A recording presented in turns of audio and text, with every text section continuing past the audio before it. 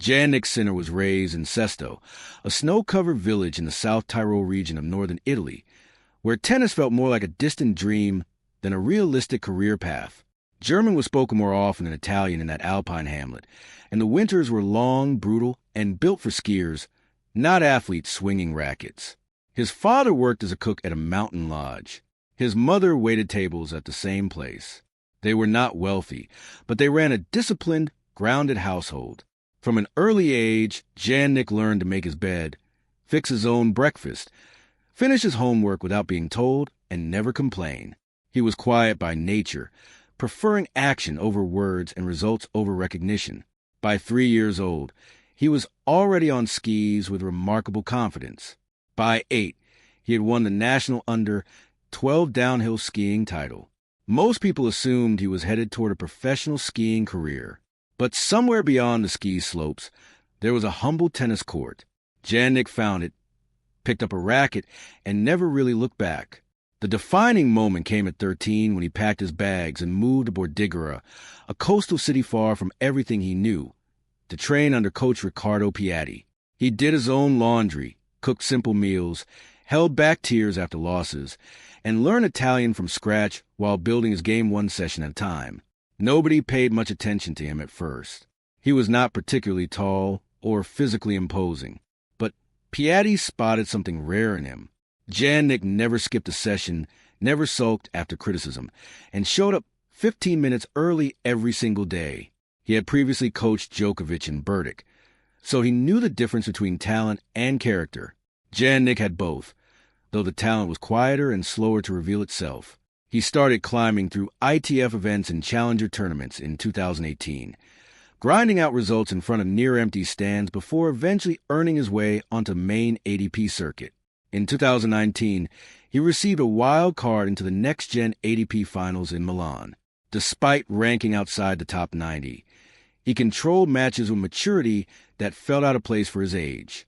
By 2020, he reached the quarterfinals at Roland Garros at just 19, which signaled to the broader tennis world that this was not a flash in the pan. Over the next 2 seasons, he cracked the top 10, though injuries, close losses, and early exits tested his confidence. People started asking whether he truly belonged among the elite. Jannik answered that question not with words, but with a complete overhaul of his approach. In 2022, he parted ways with Piatti and brought in Simone Vagnazzi. He then added Australian coach Darren Cahill, who had previously worked with Leighton Hewitt and Simona Halep. Together, they sharpened his defensive game, improved his footwork, and helped him manage the tempo of long matches with far greater control. The transformation showed quickly. In 2023, he captured his first Masters 1000 title in Toronto, and then helped Italy win the Davis Cup the first time in 47 years. In the semifinal against Serbia, he defeated Novak Djokovic in singles, then teamed up in doubles and beat him again, twice in one day. That single performance shifted how the entire sport viewed him. Then came January 2024 and the Australian Open. After dropping the first 2 sets of final against Daniil Medvedev, Sinner did not panic.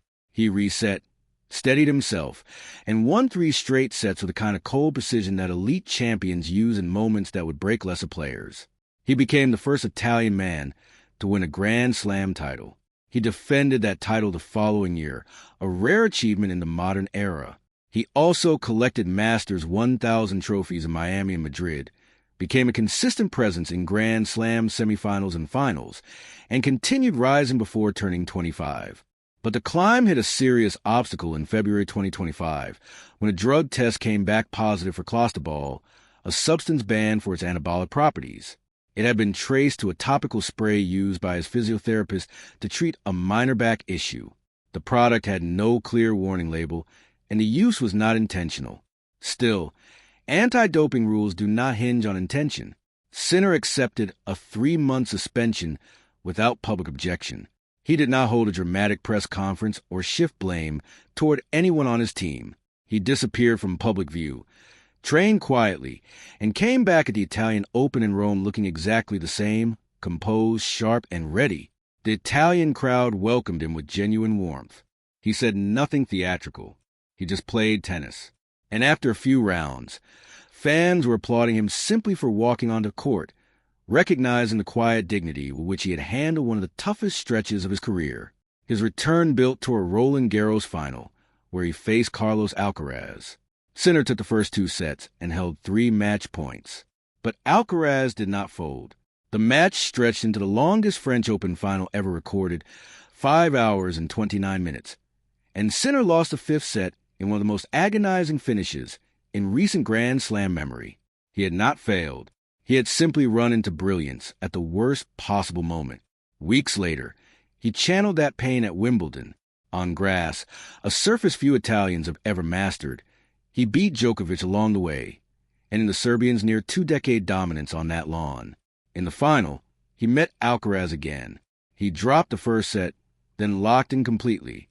Booming serves, deep commanding forehands, and absolute mental clarity carried him to 3 consecutive sets, each won 6-4.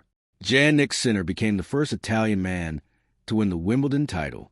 Shortly after, the ATP confirmed what the results had already made obvious. With more than 12,000 ranking points, he was officially world number 1. Away from tennis, Sinner lives without flash or noise.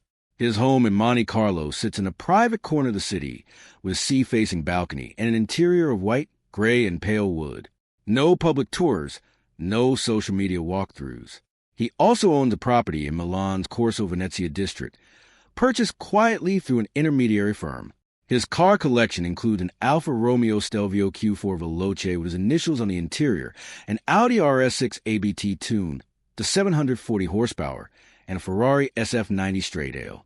He carries a leather Gucci duffel to tournaments, wears a Rolex Sky Dweller worth up to $50,000, and was gifted a rare Rolex Cosmograph Daytona in platinum, not available for public purchase, given only to elite brand partners. Rolex, Gucci, and Nike all recognized his rising profile and came calling with ambassador deals. His personal life stays deliberately out of public sight. He was linked to Italian model Maria Braccini during his early career years. By 2024, Russian professional Anna Kalinskaya was spotted alongside him at tournaments and during season breaks. After the doping incident placed strain on routines and relationships, he confirmed quietly at a Rome press conference that they had parted ways. Tabloids connected him briefly to Laura Lido and then to Danish model Lisa Hakanovic, who appeared in his player box during the 2025 Wimbledon final and watched every point with intense focus. Sinner offered no confirmation either way. He simply smiled and moved on. To him, real connections do not need press releases. He employs a dedicated nutritionist, uses AI-driven recovery technology, tracks his sleep through a custom health app, and has restructured a support team carefully as Cahill prepares to step back. He added Marco Panici, Djokovic's former fitness coach, and Ulises Badio, a seasoned ATP physiotherapist specializing in injury prevention. In April 2025, he launched the Jannik Sinner Foundation, focused on youth education and grassroots sports development. Its goal is simple and practical: build free courts, fund scholarships, and place coaches in underserved rural areas. Jannik Sinner did not climb to the top of men's tennis by being loud, flashy, or relentless on social media. He got there by waking up earlier than everyone else, correcting mistakes nobody else noticed, and treating every match like the first step in a longer journey. The boy from the mountains who taught himself patience on snowy slopes found a way to carry that same quiet toughness into arenas packed with tens of thousands of people. He is not chasing the label of legend. He is just doing the work. And that, more than anything else, is exactly why it fits him so well.